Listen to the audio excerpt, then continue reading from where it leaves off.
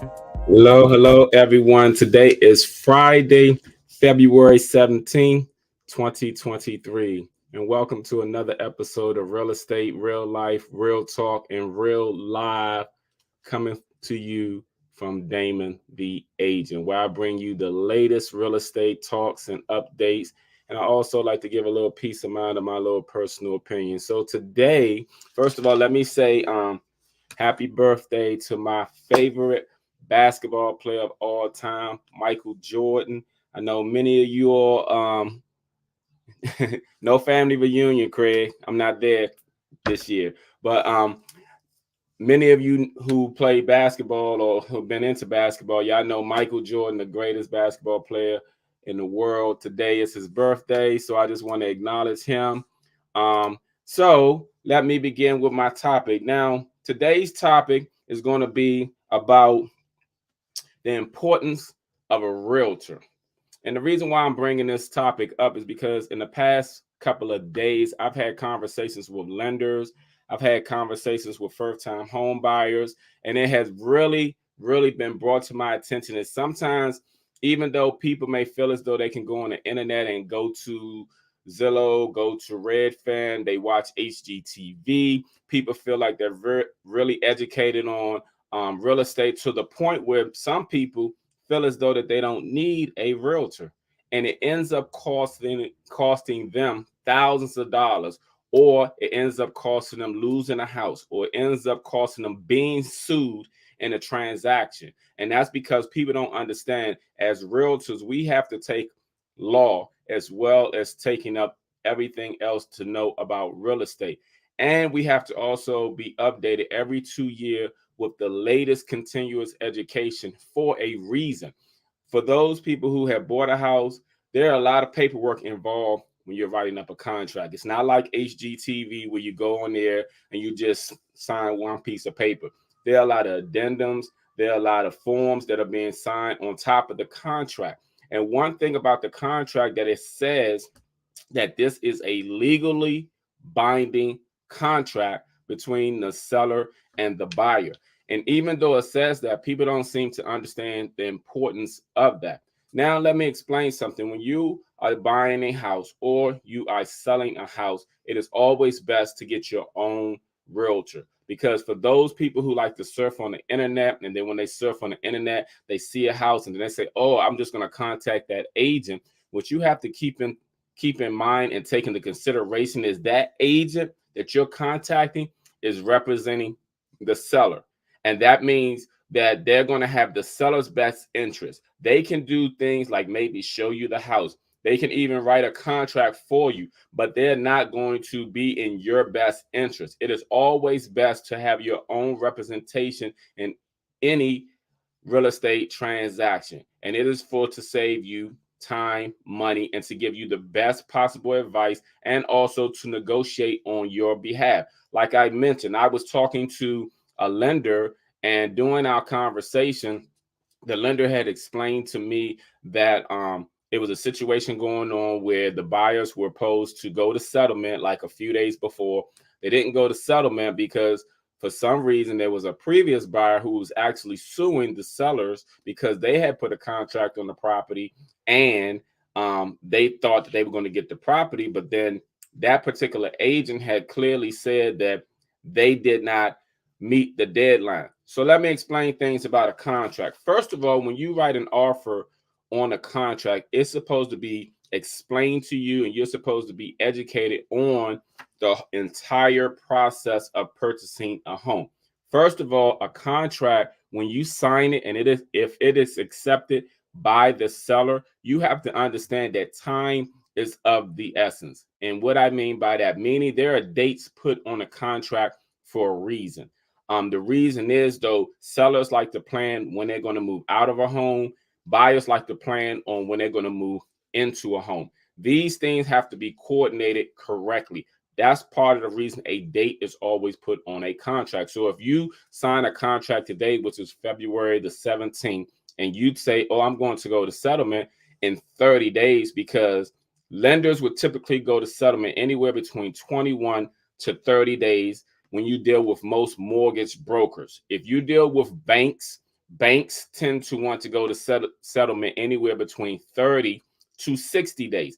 It is always contingent upon who you are using for financing. That's going to determine how soon you can actually go to settlement. So a lot of times the realtors are in conversations with the lender to see how soon a buyer can go to settlement, because in most cases, buyers would like to go to settlement as quickly as they can or at the beginning of the next month, depending on how soon they're looking to move. But that's always, again, about the conversation. So again, like I'm mentioning, time is always of the essence. So you put the date on it, February 17th. You may put 30 days, which may be March the 18th or 19th, because we only have 28 days in this month.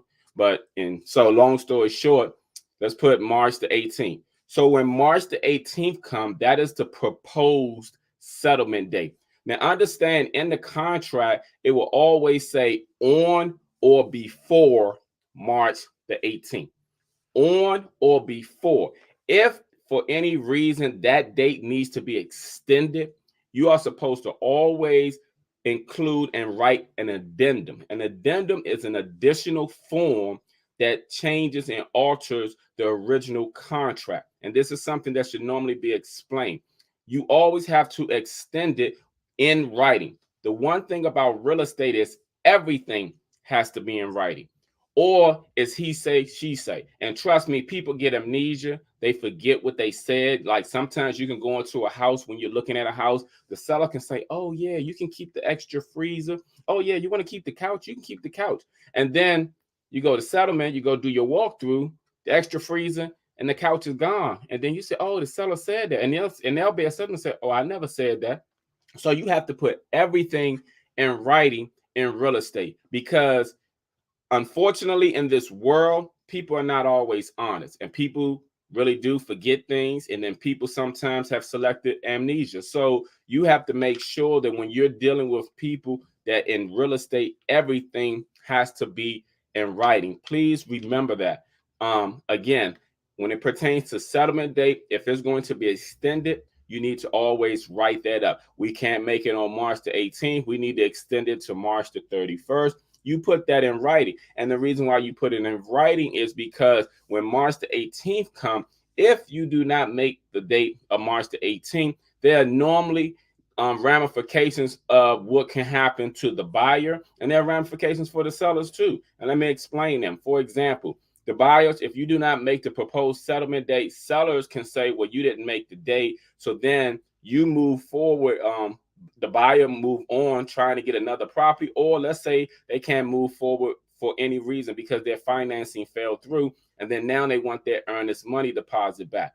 Now sellers sometimes will request that earnest money deposit because sellers feel like that they could have had another buyer to purchase their home, but because they chose your contract, they missed out on the opportunity. Therefore, it may cost them money. So because of that, they want to take your money. And that's one thing that sometimes buyers do not understand. Now, I had in the previous past on some of these podcasts, I've explained what the EMD is, which is the earnest money deposit. The earnest money deposit is when you initially write the offer, you include your approval letter to show how much you've been approved for, to make sure that you can cover the cost of the home. But you also include a deposit because that makes sure that you have some stick in the game.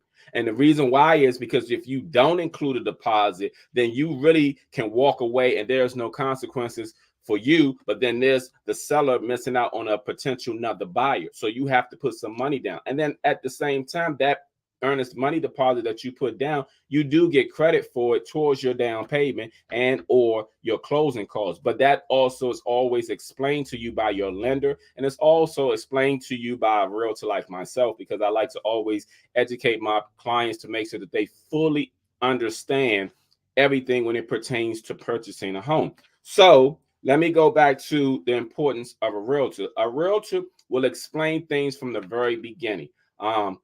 Like I said, that conversation with that lender, that buyer did not have representation. They actually went with the seller's agent who listed the house.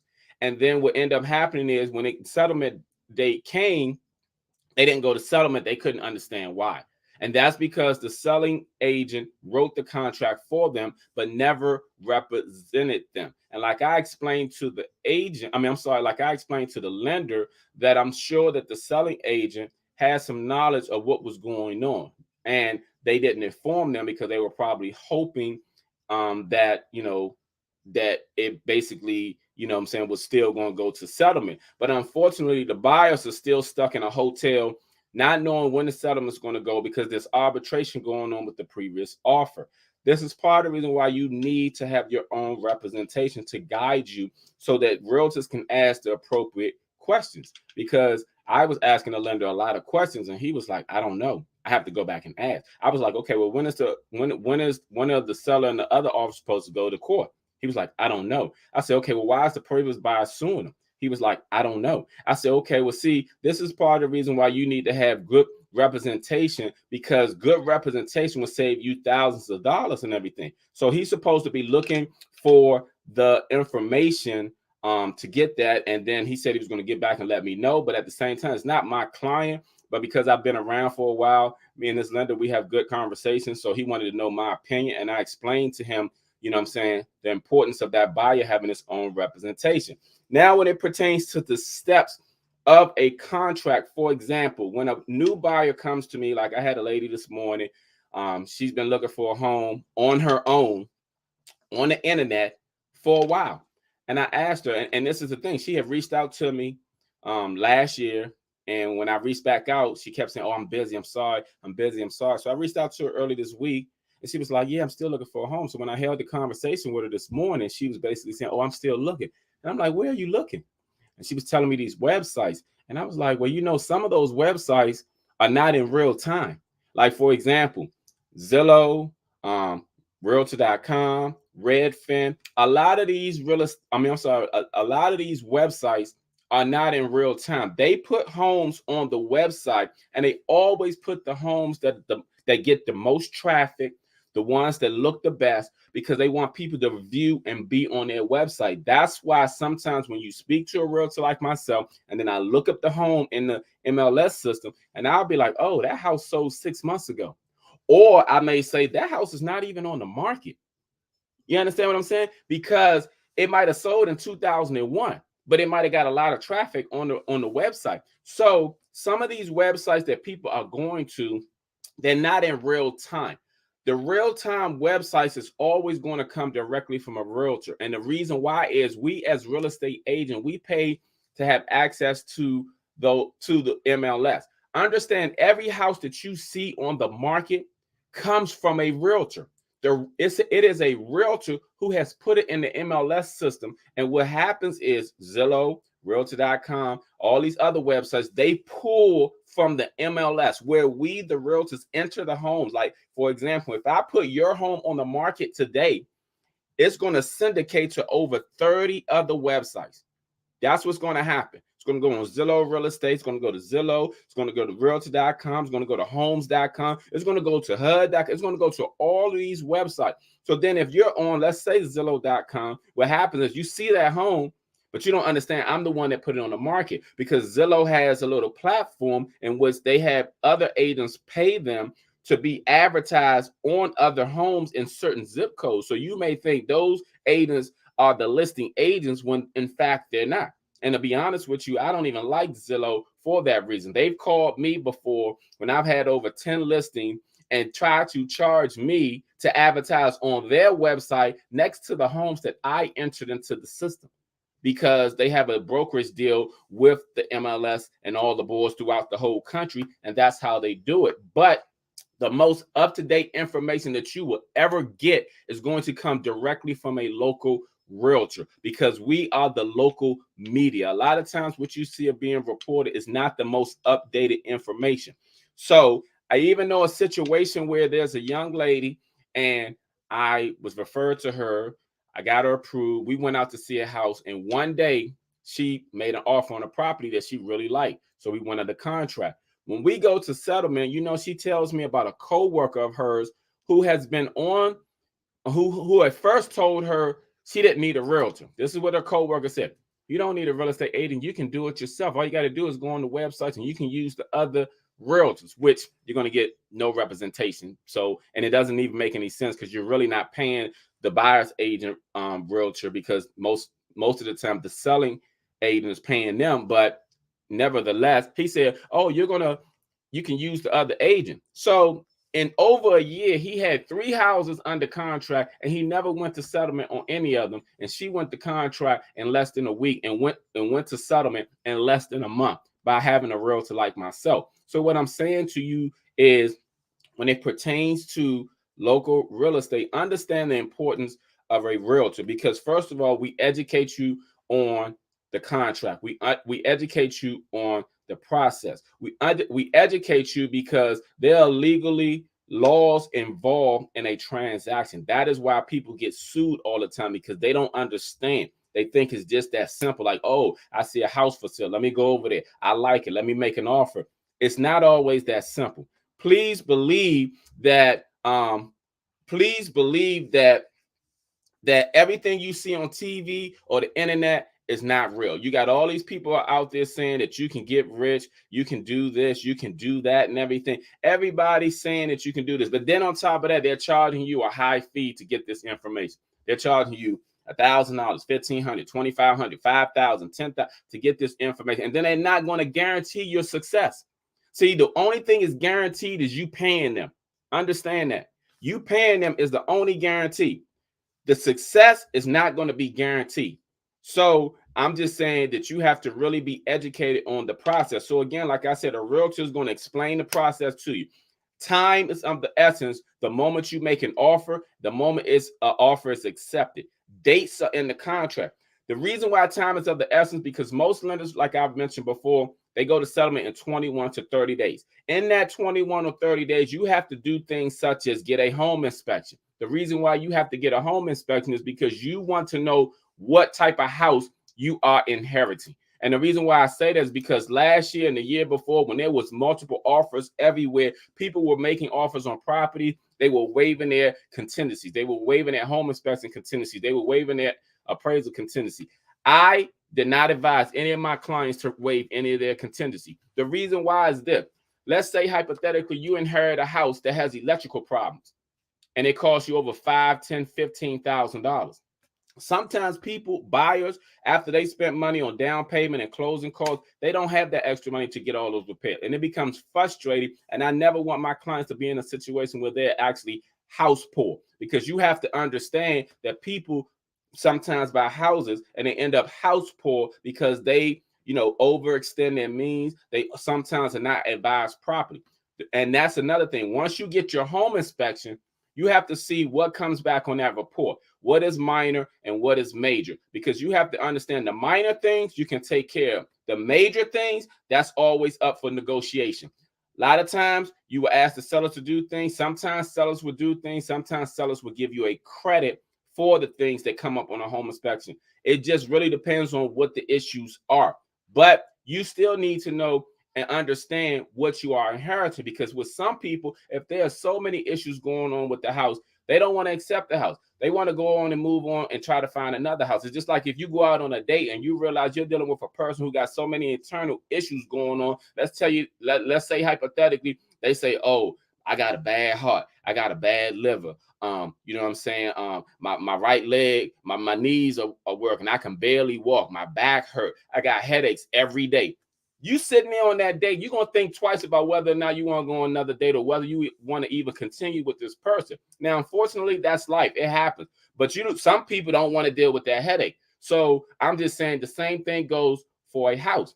So after you do the home inspection, okay, if the buyer and the seller can agree on the terms of the home inspection, the next thing that's being done is the appraisal. Then the appraisal is the value of the home. You want to make sure that the house is actually worth what you have offered for the property. Let's say the house was listed for $500,000 and you made an offer for $500,000. You want to make sure that the house is worth $500,000. But here's the thing. The lender want to make sure also that the house is worth $500,000. Let's say the house comes back appraised at $425,000. That's a $75,000 difference. Now there's another terms of negotiation going on, because here's the thing. Sellers going to are going to be disappointed. Hold on, my house was listed for $500,000. Appraisal came in at $425,000, and then in some cases, depending on the terms of the contract, the buyer has asked for closing costs. So now the sellers is looking at their net, how much they're going to take home now. But now the appraisal has thrown everything off. So now negotiation comes again because the buyer has to send over an addendum. They still have to send over an addendum. And this is what's normally explained from the realtor to the buyer. You have to send an addendum saying that I want to purchase the house at the appraised value. Send an addendum over with a copy of the appraisal so that the sellers can see that you're not just asking for it, you're providing proof. Sometimes sellers will accept it. Sometimes they won't.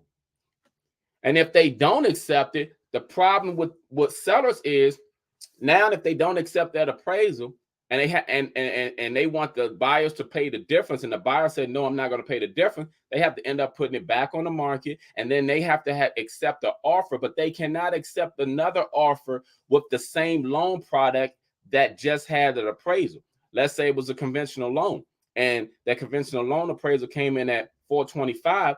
They can't accept another conventional loan at $425,000. The reason being is, though, once an appraisal is on a house, it is stamped to that address with that loan product for 6 months. So they cannot accept another conventional loan for after 6 months. So in the 6-month period, they have to accept all the other ones. So a lot of times sellers depending on what market we're in, will lose out. So a lot of times it's best for them to accept it, but you have some sellers who will say, oh, no, I'm not accepting it. And then in some cases, they won't accept it. I've seen a situation where they didn't accept it with a conventional. FHA came around, made an offer, gave them closer to what they wanted, and they accepted that. So things can happen, but here's the thing. You have to be educated on the process because there are several processes. And let's say hypothetically, once you do the appraisal, if the appraisal comes in at $500,000, you have completed your home inspection, you have completed your appraisal. Now you have to finish the loan, being approved for the loan. Understand the lenders who are providing and financing the loan for you, there's a due process that they have to go through. They have to submit everything to an underwriting, and the underwriting are the people who accept or reject your loan. So when they're submitting things to underwriting, let's say hypothetically you had withdraw $8,000, or you purchased got a new credit card, and you ran up and got furniture for your house. Guess what? That's a red flag for the underwriters. So now there are questions that are going to be asked to the buyer. So a lot of times us agents tell buyers, do not purchase anything until at least 30 days after you bought a home. The reason why we say this, don't purchase a new car, don't go get a new credit card, don't purchase furniture, don't purchase anything. See, we try to educate you all on this process because we know how detrimental it will be with you wanting to buy a house. There have been plenty of people who've been approved for a home, went out there, purchased a new car while trying to get a new home, turned around, was unable to be fully approved for the home because their debt to income ratio has changed. Now the underwriters reject the whole file and no one approves them. So that's the other process. Once you go through the approval process with the underwriters, then you're waiting for the clear to close. Once you get the clear to close from the underwriters, you're ready to go to settlement. So if you have that March 18th date on the contract, the only thing you have to do is 1 to 3 days prior to settlement is to go do your final walkthrough. The final walkthrough, like I mentioned before, is you go in there, making sure that the house is in the same condition as it was when you made the offer. Again, like I mentioned about the freezer and furniture, if that was agreed upon between the seller and the buyer and it was in the addendum, you're making sure that those things are there too. But here's the thing though. You have to do the final walkthrough because there have been situations when people want to do the final walkthrough and the refrigerator or the appliances or the washer and dryer has been missing. So you always want to do a final walkthrough when you are actually purchasing a home. So there are several steps involved, and I gave you a majority of them. And then it's just the day of settlement.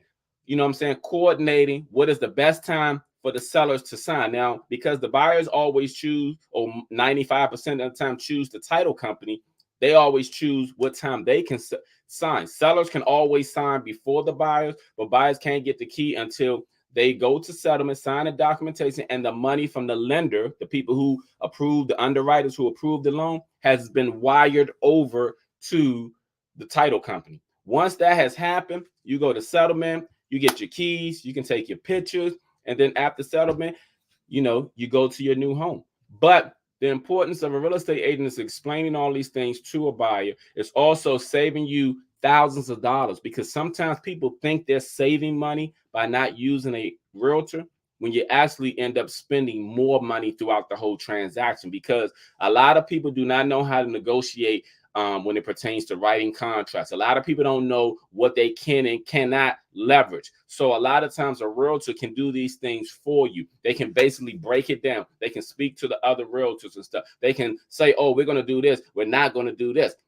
Letting you know what you can and cannot do. Because again, some people tend to think, oh, I watch HGTV, so I can do this. But understand this. See, another thing that people don't understand is, even when they go on websites like Zillow or whatever, that information that's given to you on Zillow is limited information. That is the reason why it's not in real time. Because why will realtors pay a quarterly fee to the MLS only to provide you with all the information that we got to pay for?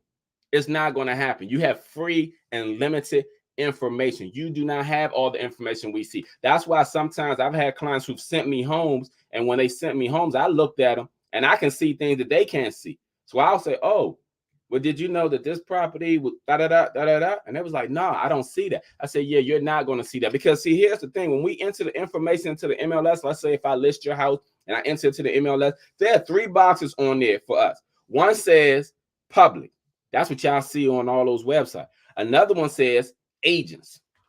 Another one said agent's office. These are the things that agents see in their office. So we can put little things in there like, that you all are not going to see. It's only exclusive for the agents. But some people don't even realize that. But I'm breaking it down to make sure that you'll understand that having the right realtor will save you thousands of dollars. Just like when I spoke with that lender early this week, and they're going through this whole situation. There are things that could have been avoided and things that could have been asked to assure that these buyers could have either got this house or moved on. But now, like I said, it's costing the buyers more money because they're in a hotel. They were supposed to go to settlement, I think, on Monday, and they're in a hotel. They don't know when they're going to go to settlement, if they're even going to go to settlement now. So there are ramifications and stuff. People like to take shortcuts. And when they take shortcuts, they think they're always outsmarting or they're saving. And that's not always the case. You know what I'm saying? Some things are worth being paid for. Having a peace of mind is priceless. That's what people have to understand when it pertains to not just real estate, but when it pertains to life. Having a peace of mind is priceless. You can't pay for a peace of mind. There are people out here every day going crazy, losing their mind, losing money. They don't have a peace of mind. A peace of mind is priceless. That's why you pay for convenience. Like when you order food from DoorDash or Uber Eats or Grubhub, and they charge that convenience fee. The convenience is what you're paying for. You didn't go there and stand in line, drive to, stand in line, wait for the food. You're paying for convenience. The same thing applies in life and when it pertains to certain services. When it pertains to real estate services, you're paying for convenience, peace of mind, and to make sure that you don't be sued. Because again, like I said with that lender, now the sellers are being sued by that buyer. And if they were properly educated, going back to that buyer and that seller, they wouldn't be being sued. But sometimes they're being sued because they're not properly educated and they're not being told what they can and cannot do. So again, understand the importance of having a realtor, because a realtor will save you time, money, headaches, and stress in majority of your cases. No realtor out here is perfect. Nobody's out here perfect, but in majority of the cases, you best believe you are saving time, money, and things that you're not even know. That's just like on your job. People can't come on in and do your job the way that you do it. They don't know all the ins and outs. They don't know all the information. They may know some of it, but they don't know all of it. And that's the same thing that applies when it pertains to real estate. So I just want you all to understand, always hire a realtor. If you're a seller, you already have a realtor. If you are a buyer, you're going into open houses and you don't have a realtor, get a realtor. It's going to save you time and money. Trust me. We're very important. We get educated all the time. We are actually like a lawyer for you all, and you all don't even know it. A lot of times when I'm dealing with transactions for my clients, a lot of times they don't even understand. Behind closed doors, I'm batting for them, and I'm explaining and talking to other people on their behalf, and they don't even know it. They may find out about it later on. That's just like the last settlement I had a couple of days ago when my client, she wrote what she wrote. If you go on Google review, I think she wrote it on Facebook too. I do that all the time with majority of my clients, because in the transaction, it's not as simple as people may think. So I just want you all to understand that aspect, that realtors are very important and that you'll need to always use one. Now, in very few cases, studies have shown that over 89% of people who do not use a realtor end up spending more than they would have if they would have used a realtor. 89%. That means only 11%. 11% is failing on any grade scale. 11% is failing. And how often are you going to be part of the 11%? A lot of you ain't smart enough to, you know what I'm saying, like, do simple things. I'm just saying, like, a lot of people, not you, but I'm just saying a lot of people, period, are not smart enough to do simple things or to figure out certain things. So getting and hiring a realtor will be the best thing if you're trying to sell or buy a house. Even some sellers who try to sell their house, which we call them for sale by owners, they think they can do it. They'll pay a little fee to advertise on Zillow, and they'll think, you know what I'm saying? But then if a contract come in, they don't know any legal things that they should do. They don't know where stuff they don't understand. I'm telling you, people, and this is what I've realized in life. A lot of times we as human beings think that we are saving money, but we're actually losing money. You think you're saving money, like for sale by owners who choose to sell their home, and I'm not going to pay a commission, or I'm going to save me some money. And a lot of those for sale by owners end up getting sued. And they end up paying way more by being sued, by hiring a lawyer. And then in cases that they lost, then they would have just paid the realtor. And they don't even understand it. And a lot of them don't even know what they do, to the point where they lose money. So they lost money. They lost way more money than if they just would have hired a realtor. The same thing applies with a buyer. You understand? Hiring a buyer's agent, it's probably going to cost you nothing, a couple of $100, if that. If that. It just really depends. You all have to understand. You understand that you get free representation. I just had one of my clients post on social media yesterday that and it didn't cost her anything to hire me. To be honest with you, the listing aid, the seller paid, but I even covered expenses for her, unforeseen expenses that she couldn't cover. I covered for her. You know why? Because I try to treat everybody like I would want to be treated. If I was in her situation and I didn't have the means, I would want somebody to do it for me. So what I'm saying to you is, don't assume that you always have to pay just because you're getting with like a realtor. You know what I'm saying? Sometimes we're human just like you. I know a lady in my office, and she's dealing with a young couple right now, and she gave them a couple of $100 to pay back their home inspection and everything. You know what I'm saying? We're human just like you all. So please don't think that you're always going to be spending. We want to help people. We're in the helping industry. We're trying to help you. It's not always a cost associated, but sometimes people don't talk. And when you don't share what's going on with you, people don't know what's going on with you. That's why they always say a closed mouth don't get fed, because a closed mouth doesn't get fed, you know. But I hope you all got the point on that. I'm going to come back on my topic: beware of haters. Give me 1 second.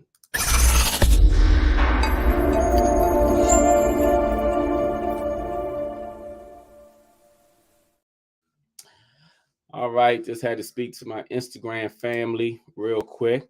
But yes, now that I done talked about the importance of a realtor, I wanted to talk on this topic of beware of haters.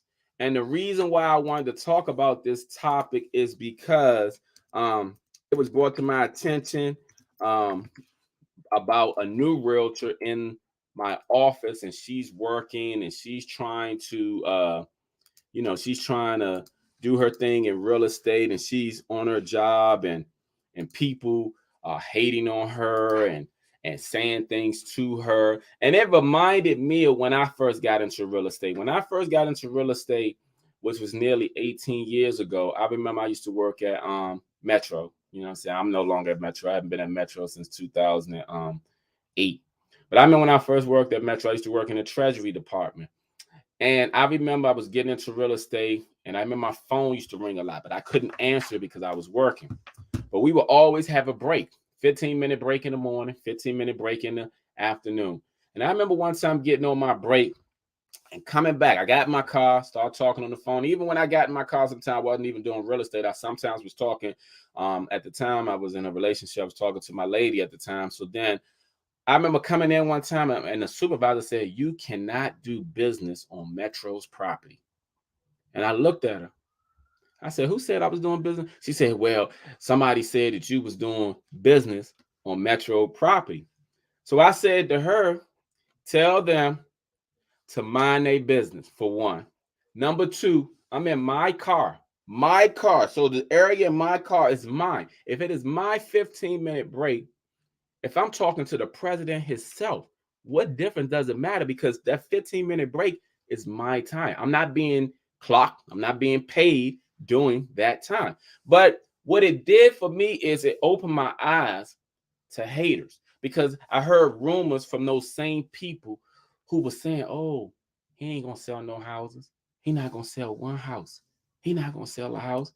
Look at the way he is," and stuff like that. That's what they were saying. They were saying, they felt like I was a little I think a little hood. They thought that I was a little what I'm saying, that I didn't know what I was talking about. These are the things that you hear people say. See, what I've realized in life, people are always going to try to put their limitations on you. Because even when I was getting into real estate, I remember my father, and God rest his soul, I remember he had said to me, "Damon, why would you start working at Metro and FedEx when you got them good benefits?" Them good benefits. That was what was said, right? So this is what I said to my father. I said, "Dad, so you're talking about benefit. How much is those benefits worth to me?" He's like, "I don't know, about 50,000. I said, "Okay, let's say 50,000. I said, "But if I can make 500,000 to pay for my own benefits, which one weighs more?" And he ain't say nothing, right? Because this is what I realized, like the era before me with him. A lot of times when they came out of segregation and they got jobs and they got benefits, yes, that was the goal and everything.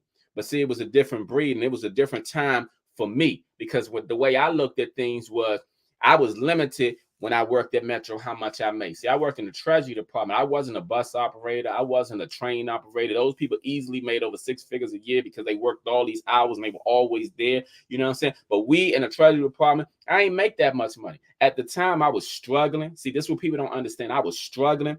I had custody of my daughter. I got her when she was 4 years old. I think she was 6 or 7 years old at the time. I was struggling. I was working 2 jobs. I was being lied on in a relationship that I was in. So I remember after all the deductions they took out of my check, and I tell you, no lie, people, I had $80 to my name. When they took all the deductions, when they took the child support, when they took my car payment, I had $80 to my name on a check. Imagine you getting a check every week with $80. And I had to provide a roof over my head and more. What was I going to do with that? So when I'm hearing these people talk negative about me, and when I'm not getting no support from my family, when I'm hearing people saying, "Oh, you can't do this," you gotta look at yourself sometime and realize in life that the more it's meant for you to succeed, the more haters that are gonna come your way.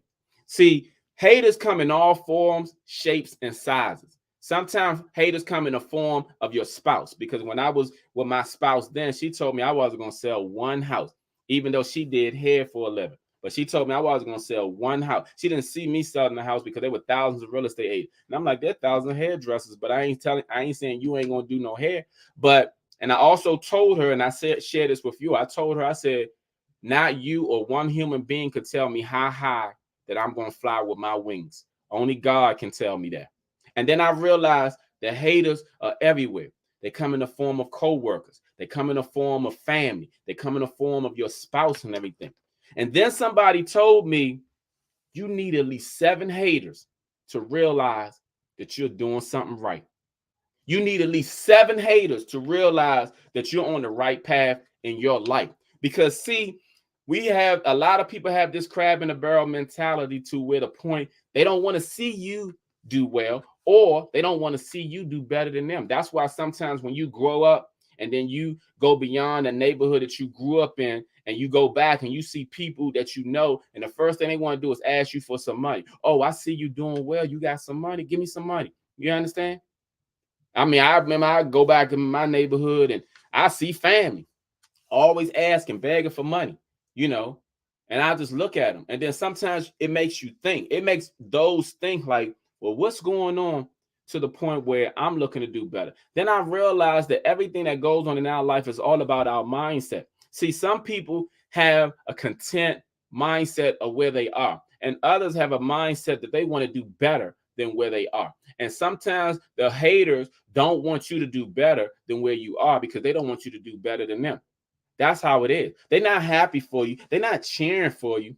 They're against you. Sometimes they're smiling your face. Because here's the thing, when I worked at Metro, there were people who were talking to me in my face and then go talk about me to others. They think I ain't know. I used to look at them.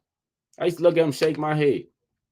And guess what? Then when I quit and did what I did, and then some of them try to congratulate me later, they tell me that they wish me well. But in the back of my mind, I know that they wish me hell. And the thing that I want to say is when it pertains to your life, if you have haters around you, I don't care if they're your coworker, they're your spouse, they're your siblings, they're your family, or people that just don't like you. Understand you're doing something right because haters are going to always come around. Beware of haters and always pay attention to them because of the fact is haters should motivate you. You should want them to see you more. You should want them to hate on you more. You know, it's even written in the Bible. Now, I'm not a Bible scholar, but I remember reading somewhere that said that God will create a table in front of your enemies. And you know why that's there? Because everybody who's blessed, everybody that is meant to be successful, everybody who's meant to do well or to do better than where they are, it's always people around you who don't want you to excel and to move up. Why is that? Because the way I look at it is, if I'm moving up, you're gonna move up. So why wouldn't you want me to move up? I can't understand it. But here's the thing though, it ain't meant for us to understand. It's meant for you to go on and try and strive for the greatness that's within you. Do the best that you can do because nobody can tell you how high you can fly with your wings, and regardless of what you do.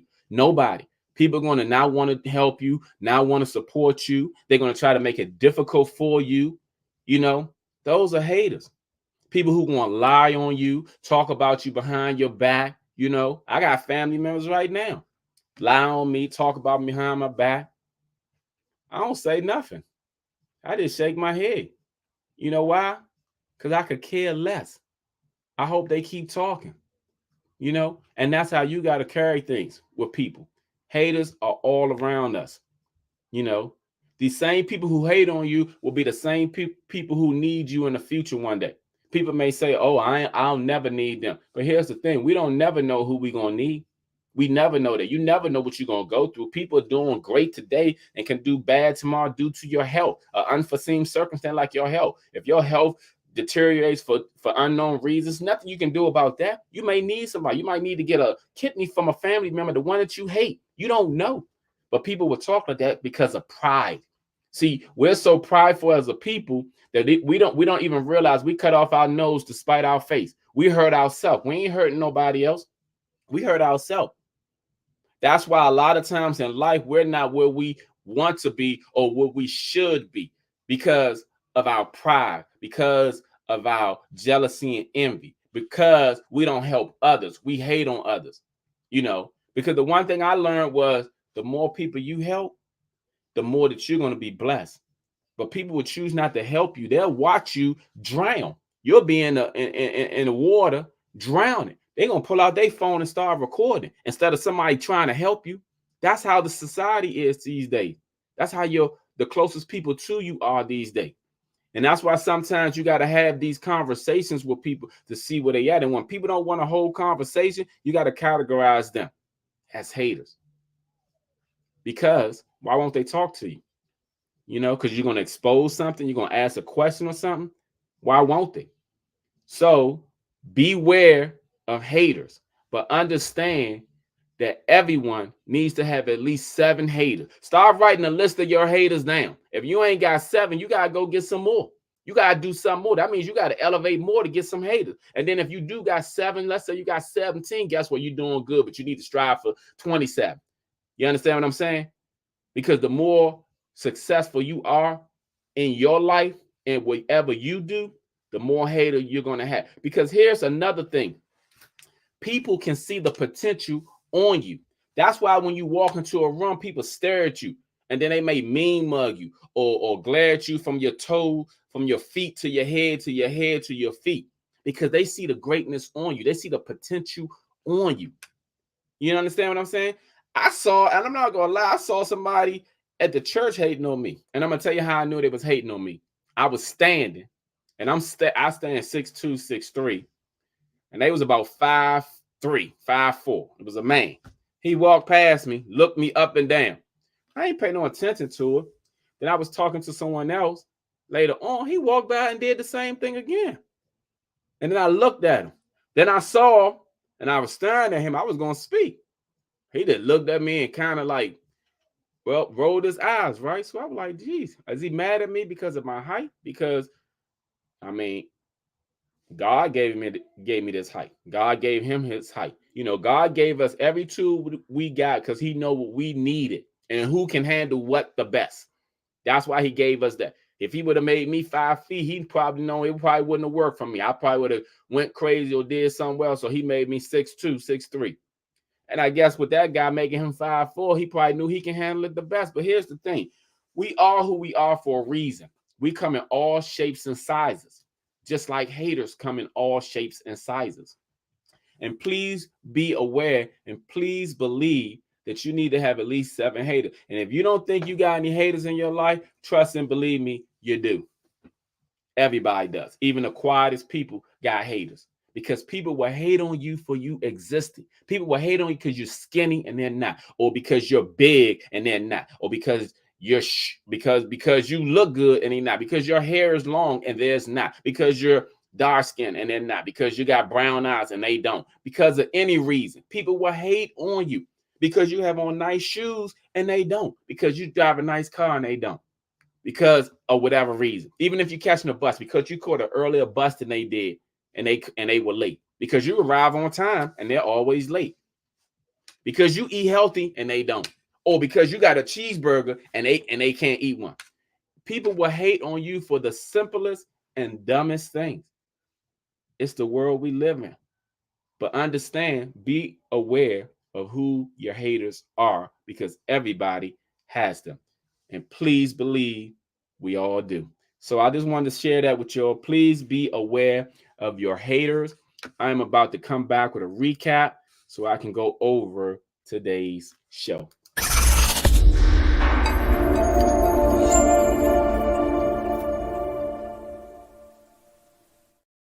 All right, you all. I'm about to go over the recap, but please, before we get off shortly, follow me on all social media platforms. The link is right here at the bottom. Follow me on YouTube, Facebook, LinkedIn, Twitter, Instagram, TikTok, Snapchat. I'm on all social media platforms. Please follow me. I want to thank you all for joining me today with Real Estate, Real Life, Real Talk, coming at you real live. So let me do a recap. All right, the recap is the importance of a realtor. Understand a realtor saves you time, money, stress, and effort, and educates you throughout the process so you fully understand what it is that you're getting into. Because what people don't understand is people who choose not to use a realtor end up spending way more money than they would have if they just would have used the realtor. And in some cases, there are legal ramifications if you don't know what you're doing.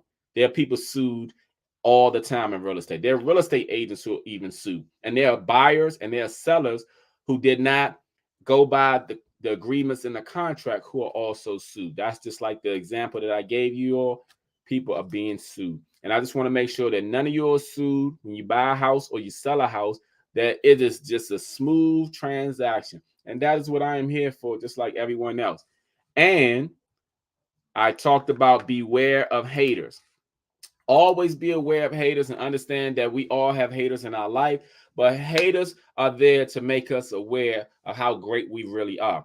Without haters, you wouldn't even realize the potential that's on you. You know, it's only when you realize how much people are hating on you that you realize, well, hold on, why are they hating on me?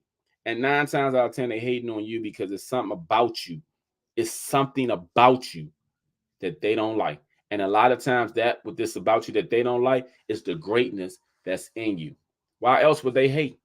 You got no reason to hate. We're all created equal. We're all human. We're all created equal until we start opening up our minds and open up our mouths. That's when you see that everyone is not created equal. So I want to thank you again for joining me with Real Estate, Real Life, Real Talk, and Real Live. I thank you all for coming to me this Friday, and I'm each and every Friday at 12 noon. I hope you all had a great Valentine's Day this week.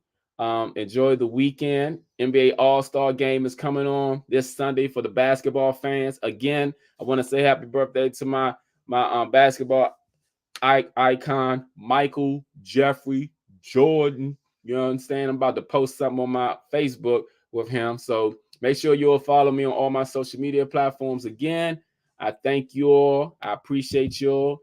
And I'll see you all soon.